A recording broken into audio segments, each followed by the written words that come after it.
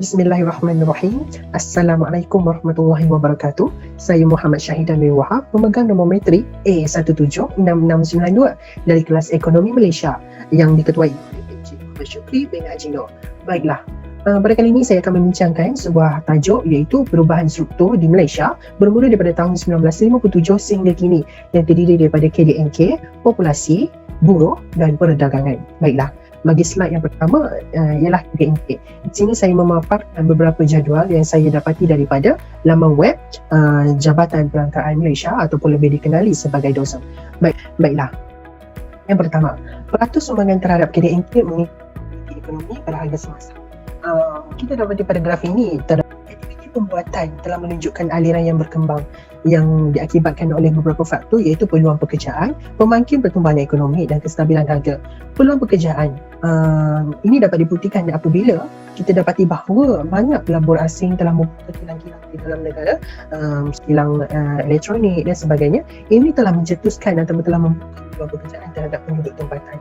Selain itu, pembuatan ini dapat dikekalkan juga adalah kerana berlakunya kestabilan harga. Apabila wujud kestabilan harga, ia menampakkan keyakinan negara kita untuk terus melabur dan terus meningkatkan perdagangan berdasarkan pembuatan.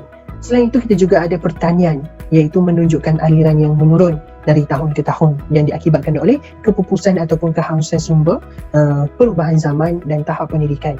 Di sini kita dapati bahawa dalam pertanian ini banyak sumber-sumber adalah yang tidak boleh diperbaharui dan seterusnya ialah peratus sumbangan terhadap KDNP ekonomi pada harga semasa. Di sini kita dapati bahawa sektor primer telah menunjukkan aliran menurun.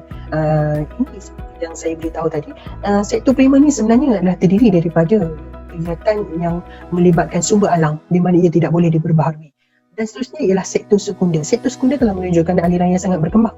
Aliran sektor sekunder ini adalah produk yang mengalami proses. Sekiranya kita dapat bahan mentah, kita mengubahnya menjadi suatu produk yang lain. Itu adalah sektor sekunder. Ia mengalami pemprosesan dan ia sebenarnya lebih dikenali sebagai sektor pembuatan ataupun pembinaan. Dan daripada ini kita dapati bahawa sektor pembuatan telah menguasai sektor ekonomi negara kita. Oleh itu ia telah menunjukkan trend yang menaik. Dan seterusnya kita ada sektor tertiari ataupun sektor ketiga yang di sini juga menunjukkan aliran berkembang dari tahun ke tahun. Seperti yang saya beritahu tadi, sektor tertiari ini sebenarnya terdiri daripada perkhidmatan dan perkhidmatan ini telah meningkat dari tahun ke tahun dengan adanya peningkatan dalam teknologi. Okay, baiklah, seterusnya kita ada sumbangan terhadap KDNK mengikut perbelanjaan. Di sini penggunaan swasta merupakan penyumbang utama iaitu apabila rakyat atau masyarakat kita ini selalu berbelanja, mempunyai tahap pendapatan yang stabil untuk membekalkan peluang kepada mereka untuk meneruskan perbelanjaan. Berdasarkan perbelanjaan ini, ia telah mendatangkan hasil kepada pihak negara iaitu menerusi cukai-cukai yang dilaksanakan. Dan seterusnya ialah dari segi pelaburan. Apabila ramai pelabur-pelabur asing datang ke negara kita, ia akan membuat baru yang menyebabkan wujudnya peluang pekerjaan. Dan apabila adanya peluang pekerjaan, penduduk negara kita dapat menerima pendapatan dan daripada pendapatan itu, negara kita boleh cukai iaitu cukai pendapatan. Seterusnya ialah ekspor bersih. Ekspor bersih ini tidak menentu kerana ia bergantung kepada banyak faktor, sama ada faktor dalaman atau faktor luaran. Sebagai contoh, apabila berlakunya pergolakan di antara China dan Amerika Syarikat, ia telah memberi kesan kepada negara-negara dunia ketiga ataupun negara-negara yang membangun. Okey, baiklah. Seterusnya kita pergi kepada populasi. Untuk populasi ini kita dapati bahawa pada tahun 1970 piramid negara kita menunjukkan tapak yang sangat besar. Dan apabila menghala ke tahun yang seterusnya, ia telah berubah di mana ia menghala ke arah regresif, di mana tapak piramid itu semakin mengecil. Apabila ia semakin mengecil, ini menunjukkan bahawa kadar kelahiran negara kita ini semakin berkurang dan kadar ataupun bilangan jumlah orang tua ataupun golongan yang berumur 60-an ini semakin meningkat kerana dipengaruhi oleh beberapa faktor. Kadar kelahiran ini sebenarnya dipengaruhi oleh beberapa faktor. Kenapa kadar kelahiran ini semakin berkurang? Antaranya ialah mungkin keluarga mengalami masalah kos sara hidup yang tinggi menyebabkan mereka perlu merancang keluarga mereka. Dan Selain itu juga ialah diakibatkan oleh kesuburan, di mana sekarang semakin ramai masyarakat di negara kita yang mengalami masalah kesuburan ini. Selain itu adalah kadar kematian yang semakin rendah. Ini diakibatkan oleh kebajikan yang diberikan oleh pihak kerajaan yang sangat stabil, faktor kesihatan yang sangat stabil, di mana kawalan penyakit berjangkit pun semakin stabil. Apabila kadar kematian berkurang ini, ia sebenarnya memberi kesan kepada negara, keluarga, masyarakat dan sebagainya. Dan keadaan ini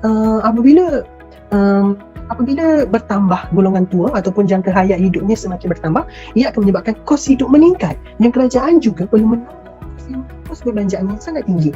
Seterusnya kita ada berdasarkan buruh pula, dan ini saya paparkan jadual yang saya terima juga daripada DOSM, dan saya telah perincikan dia sebagai graf dan saya akan terangkan. Baiklah, yang pertama iaitu ada perubahan tenaga buruh. Di sini kita dapati bahawa tenaga buruh ni sentiasa meningkat. Baiklah, kesan positifnya ialah ia akan memenuhi keperluan tenaga negara, mengurangkan pengambilan tenaga buruh asing dan pendapatan negara meningkat. Kita juga ada kesan negatif sebenarnya. Kesan negatifnya ialah peningkatan kadar pengangguran.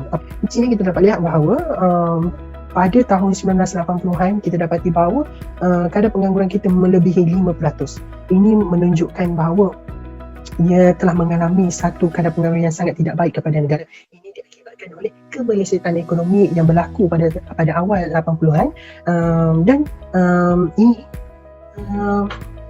berlaku dari tahun 1980-an akibat kemelesetan ekonomi yang menyebabkan pertumbuhan sektor swasta yang perlahan. Dan taraf hidup rakyat jatuh, ekonomi negara menurun dan kos hidup rakyat meningkat. Namun selepas daripada 1980-an, negara kita telah berjaya mempunyai kadar pengangguran yang rendah, iaitu di bawah 4%. Di bawah 4% ini menunjukkan bahawa negara kita telah mencapai tahap guna tenaga penuh. Seterusnya ialah tenaga buruh mengikut sektor.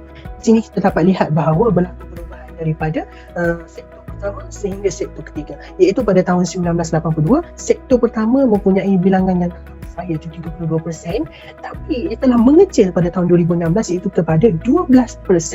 Ini diakibatkan oleh beberapa faktor. Okey, untuk sektor pertama ialah tahap pendidikan dan juga berlaku disebabkan oleh pengangguran teknologi. Kenapa? Dalam bidang pertanian pada zaman ataupun 1980-an kita tidak menggunakan teknologi, jadi banyak menggunakan tenaga buruh. Tapi apabila zaman telah berubah, para petani-petani ini telah banyak menggunakan teknologi. Oleh itu, ia telah mengubah daripada keperluan tenaga buruh itu hanya kepada intensif modal. Terusnya ialah kita ada perubahan tenaga buruh mengikut etnik. Beberapa modus operandi telah diambil oleh pihak kerajaan bagi menangani masalah ini. Antaranya ialah dengan adanya dasar ekonomi baru. Dasar ekonomi baru ini telah mempunyai beberapa langkah yang sangat proaktif, iaitu pertama, mengurangkan dan seterusnya membasmi kemiskinan dengan memperbanyakkan peluang-peluang pekerjaan kepada semua rakyat tanpa mengira kaum. Kedua, penyusunan semula masyarakat untuk mengurangkan dan seterusnya menghapuskan pengenalan kaum mengikut fungsi-fungsi ekonomi. Di sini ialah kita pergi kepada perdagangan. Ini juga saya pamerkan ialah jadual yang saya dapati daripada WITS ataupun WITS yang dikenali sebagai World Integrated Trade Solution. Banyak saya dapat data ini daripada ini, dan ini antaranya ialah peratus perubahan nilai ekspor, komoditi dan ekspor bersih barang bersih perkhidmatan, perdagangan ekspor mengikut SITC daripada 1 digit hinggalah ke 3 digit dan sebagainya. Ini juga. Okey. Berdasarkan graf saya akan terangkan. Pertama ialah perdagangan keseluruhan barang versus perkhidmatan. Okey, kita dapat lihat bahawa perdagangan ataupun ekspor bersih barangan biasa mendahului perkhidmatan. Peningkatan yang besar bagi ekspor bersih barangan pada tahun 2010 ini adalah didorong oleh peningkatan ekspor sebanyak 89%, disumbangkan oleh kenaikan ekspor barangan seperti barangan elektrik dan elektronik, alat dan radar saintifik, profesional dan kawalan, pelbagai barang keluaran kilang, minyak dan lemak sayuran, mentah dan bertapis dan perkilangan logam yang menyumbangkan 70.9% atau RM3.2 bilion daripada jumlah peningkatan berasaskan bulan ke bulan. Baiklah, seterusnya perubahan nilai ekspor mengikut komoditi. Maka di sini kita dapat lihat bahawa Malaysia sebagai negara pengeluar terbesar minyak kelapa sawit. Ekspor petroleum mentah diunjurkan menyederhana disebabkan ketidaktentuan dalam persekitaran luaran, antaranya penurunan oleh pertumbuhan negara-negara mengekspor petroleum OPEC dan bukan OPEC, pengeluaran minyak Shell oleh Amerika Syarikat serta ketegangan perdagangan antara AS dan China. Seterusnya, di dunia digunakan dalam industri pembuatan tayar. Getah digunakan dalam industri pembuatan tayar dalam kalangan negara pengimport, iaitu terutamanya China. Ini menyebabkan permintaan terhadap getah negara kita semakin meningkat. Seterusnya ialah perdagangan ekspor SITC 1 digit.